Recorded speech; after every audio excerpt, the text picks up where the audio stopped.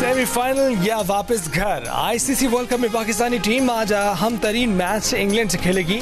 पाकिस्तान को सेमीफाइनल में पहुंचने के लिए मैच 288 रन के मार्जिन से जीतना होगा। पहले बैटिंग करना मददगार हो सकता है। अगर पाकिस्तान 400 रन बना ले तो इंग्लैंड को काबू करने के लिए बॉलर्स के पास 112 रन का मार्जिन होगा। हदफ का ताकुब करना पड़ गया तो 50 रन का हदफ भी 18 से कम गेंदों पर हासिल करना होगा। कप्तान और कौम को फखर जमान से उम्मीदें। बाबर आजम कहते हैं कि अगर फखर 20-30 ओवर्स तक खेल गए तो हम मतलूबा रन रेट हासिल कर सकते हैं।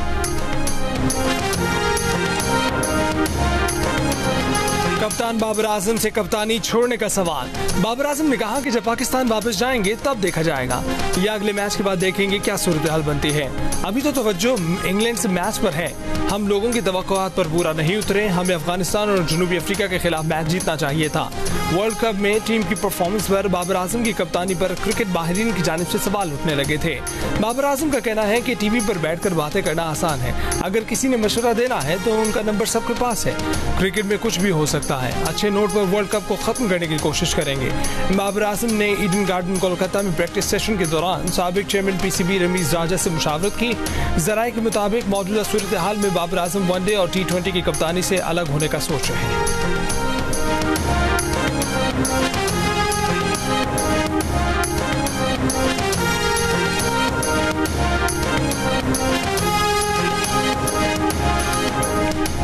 इसराइली हमलों में गजा में सेहत का निज़ाम बुरी तरह मुतासर हुआ है। आलमी इदारा सेहत के सरबराह ने कहा कि इलाके के 36 अस्पतालों में से निस्फ अब काम ही नहीं कर रहे। सलामती कौंसिल से खिताब में टेड्रोस ने कहा कि अस्पतालों की राहदारियां जख्मियों, बीमारों और मरने वालों से भरी हैं। हजारों बेघर अफराद अस्पतालों में पनाह लिए हुए हैं। सेहत का निज़ाम तबाही के दहाने पर है, फिर भी किसी न किसी तरह जिंदगी बचाने की कोशिशें की जा रही हैं। गजा में औसतन हर 10 मिनट में एक बच्चा मर रहा है।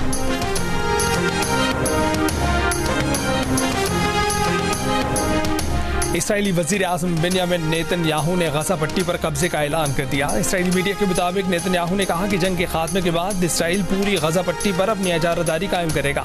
इसराइल को किसी भी गैर मुल्की फौज पर कोई भरोसा नहीं।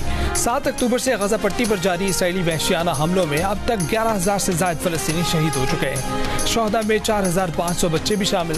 इसराइल ने हमास के हमलों में हलाक अपने शहरियों की तादाद 1400 से कम करके 1200 कर दी।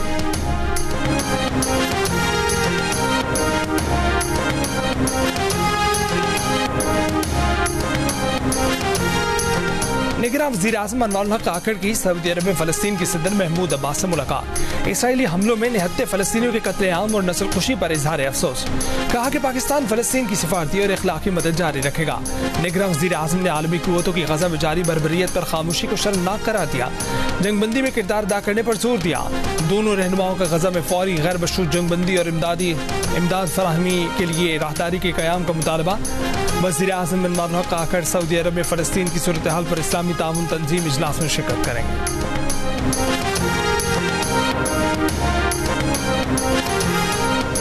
पाकिस्तान में एक हफ्ते के दौरान महंगाई की शरह में 0.73% का इजाफा हुआ। इदारा शुमारियात के मुताबिक आटा, आलू, टमाटर, लहसुन, नमक और मुर्गी समेत बीच अशिया की कीमतों में इजाफा हुआ। 8 में कमी, 23 में इस्तेहकाम रहा।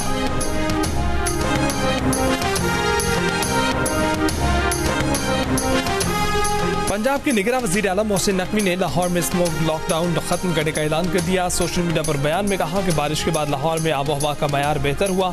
माहिरीन और महकमा माहौलियात पंजाब के मशवरे से ये फैसला किया। आज मार्केटें खुलेंगी और रेस्टोरेंट शाम 6 बजे के बाद तक अपना काम जारी रख सकेंगे।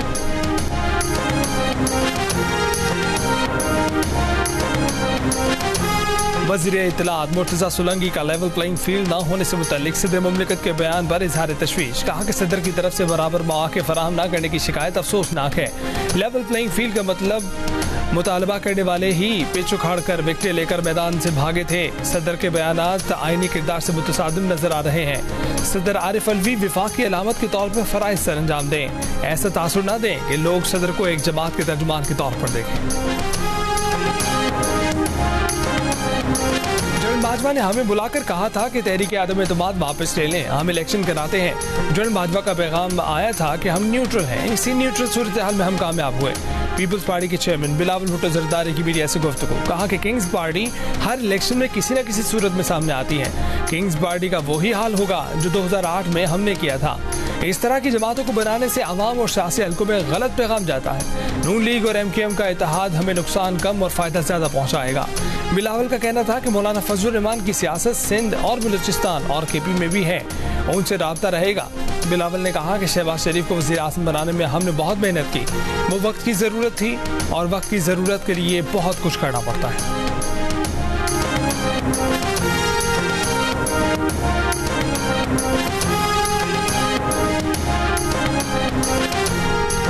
इस्लामाबाद की एहतसाब अदालत ने तोशाखाना रेफरेंस में नवाज शरीफ की जब्त शुदा जायदाद और असासे वापस करने का हुक्म दे दिया। जायदाद जब्ती के अहकामात वापस ले लिए। अदालत का नवाज शरीफ की प्रॉपर्टीज, गाड़ी और बैंक अकाउंट वापस करने का हुक्म। एहतसाब अदालत के जज मोहम्मद बशीर ने नवाज शरीफ की जायदाद वापसी के अहकाम जारी किए।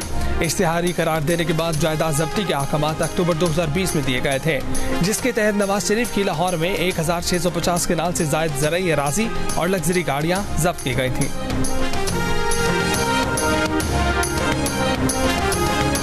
चेयरमैन तहरीक इंसाफ के बनीगाला हाउस के साबिक इंचार्ज इनामुल्लाह शाह ने कहा है कि उन्हें साबिक खातून अव्वल ने 3 करोड़ रुपए देकर खान साहब के अकाउंट में जमा करवाने को कहा था। बाद में उन्हें पता चला कि मोहम्मद बिन सलमान के तोहफे वाली घड़ी फरोख्त की जाने और ये रकम अकाउंट में जमा करवाने की तारीख एक ही थी। देखिए तफसीली इंटरव्यू प्रोग्राम जिरगा में मेजबान सलीम साफी के साथ आज रात 10 बजे सिर्फ जियो न्यूज़ पर।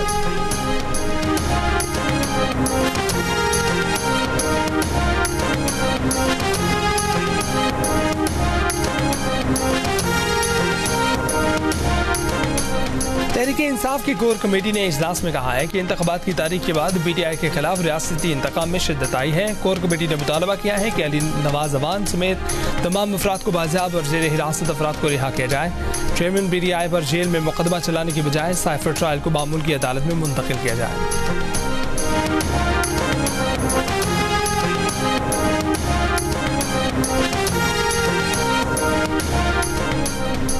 नैब ने साबिक वफाकी वजीर फवाद चौधरी को 13 नवंबर को तलब कर लिया। फवाद चौधरी को ड्यूल कैरेजवे के इख्तियारात के नाजायज़ फ़ायदा उठाने पर तलब किया गया है। पिंड दादर खान जेहलम कैरेजवे मंसूबा फवाद चौधरी ने मंजूर करवाया था।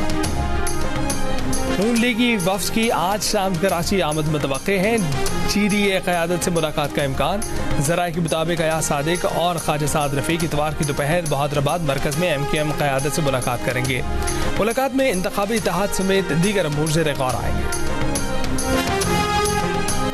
कराची के इलाके सोहराबगोड में गैर कानूनी तौर पर मुकीम गैर मुल्कियों के खिलाफ क्रैकडाउन। पुलिस की भारी नफरी का सोहराबगोड गरीबाबाद बस्ती में सर्च ऑपरेशन, घर घर तलाशी। सुल्तानाबाद में search and combing operation, Mushtaba अफराद की बायोमेट्रिक तस्दीक।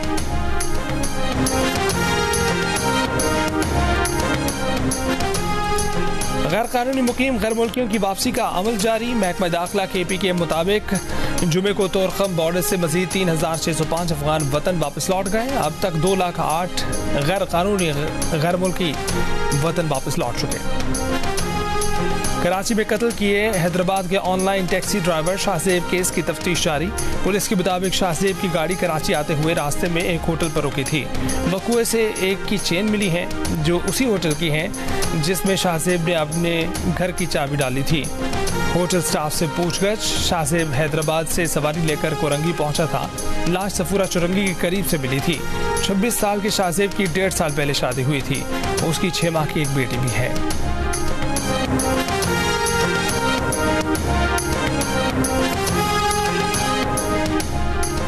मोटरवे पुलिस ने ओवरलोडिंग करने वाली गाड़ियों को 15 नवंबर तक डेडलाइन दे दी। IG सुल्तान अली ख्वाजा का कहना है कि मुकर्ररा एक्सल लोड से जायद वजन लादने वाले मालबरदार गाड़ियों को 15 नवंबर के बाद कोई रियायत नहीं दी जाएगी।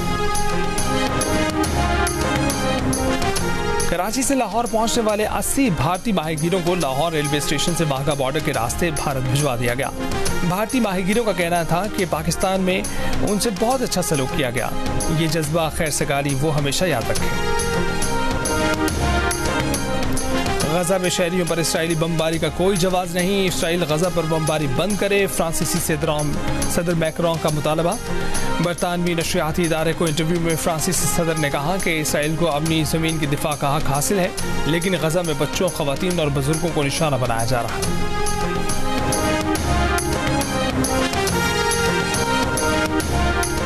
अमरीकी सदर जो बाइडेन की दावत पर चीनी सदर शी जिनपिंग 14 से 17 नवंबर तक अमेरिका का तारीखी दौरा करेंगे। सदर बाइडेन और सदर शी जिनपिंग के दरमियान 15 नवंबर को कैलिफोर्निया में मुलाकात होगी। मुलाकात में तिजारत, ताइवान और दोतरफा ताल्लुकात में तनाव पर बातचीत होगी। व्हाइट हाउस के मुताबिक दोनों रहनुमा कम्युनिकेशन लाइंस को खुला रखने की अहमियत पर भी तबादला ख्याल करेंगे। इस दौरान चीनी सदर सैन फ्रांसिस्को में एशिया पैसिफिक इकनॉमिक ताउन सरबराह इजलास में भी शिरकत करेंगे।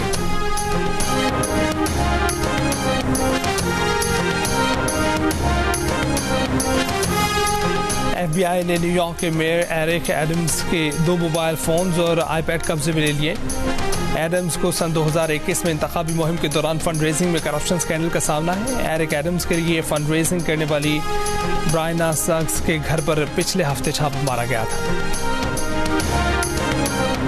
बाबर आजम को खुद कप्तानी छोड़ देनी चाहिए। अब्दुल रज़ाक की प्रोग्राम हार न मना है में गुफ्तगू। कहा कि कोहली ने भी कप्तानी छोड़कर अच्छा परफॉर्म किया। 2 साल से निशानियां मिल रही थीं कि टीम अच्छी नहीं बनी हुई। काफ़ी लोग मुझसे नाराज़ हैं कि मैं बाबर आजम के खिलाफ हूँ। इमाद वसीम बोले कि जब आप वर्ल्ड कप हार जाएं तो आपको खुद कप्तानी से इस्तीफा दे देना चाहिए। मोहम्मद आमिर ने कहा कि बाबर आजम के लिए एक लफ्ज़ होगा, बुरी सिलेक्शन। ऑस्ट्रेलिया और भारत को फाइनल में देख रहा हूँ। ऑस्ट्रेलिया सबसे खतरनाक टीम है।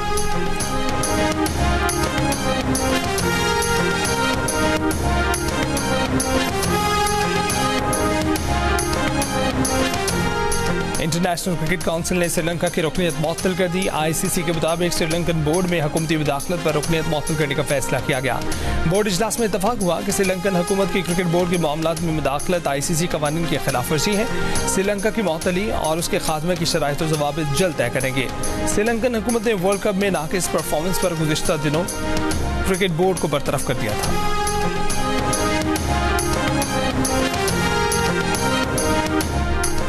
और क्रिकेट वर्ल्ड कप में जनूबी अफ्रीका ने अफगानिस्तान को 5 विकेटों से शिकस्त दे दी। 245 रन का हदफ जनूबी अफ्रीका ने 15 गेंदें पहले ही हासिल कर लिया।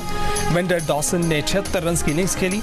अफगानिस्तान की टीम सेमीफाइनल के दौर से बाहर हो गई।